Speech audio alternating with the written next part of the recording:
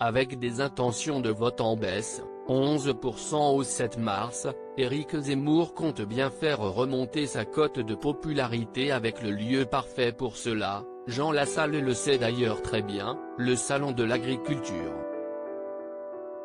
Cependant, si est-il la guerre en Ukraine qui monopolise toujours les médias et l'opinion publique et le candidat à la présidentielle ne peut donc pas éviter d'aborder ce sujet sur lequel sa position est délicate en raison de ses déclarations pro-Poutine par le passé.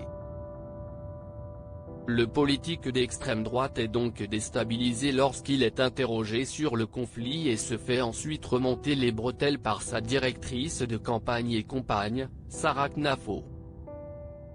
Ce vendredi 4 mars, Éric Zemmour était donc ravi d'aller à la rencontre du milieu agricole et rural qu'il vante régulièrement.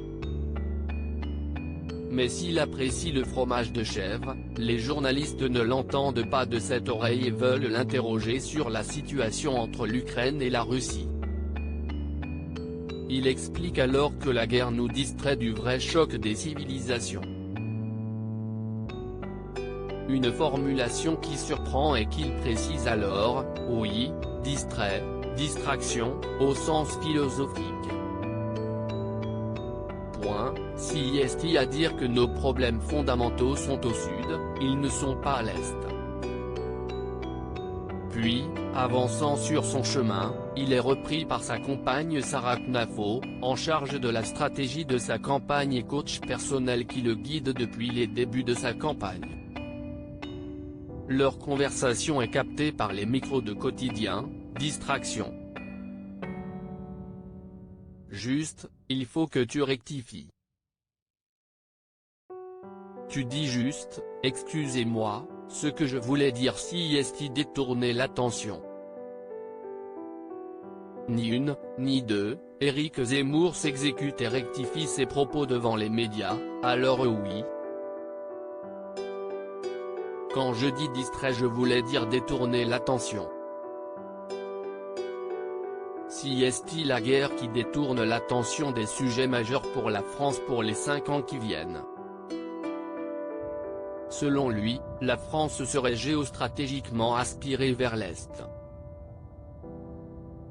Une campagne présidentielle, notamment lorsqu'elle approche de la dernière ligne droite. Le premier tour a lieu le 10 avril, n'est pas un long fleuve tranquille. L'ancien éditorialiste s'en rend bien compte et il continue sur sa lancée, s'appuyant notamment sur le ralliement en grande pompe de Marion Maréchal. Il doit également composer avec d'autres attaques judiciaires.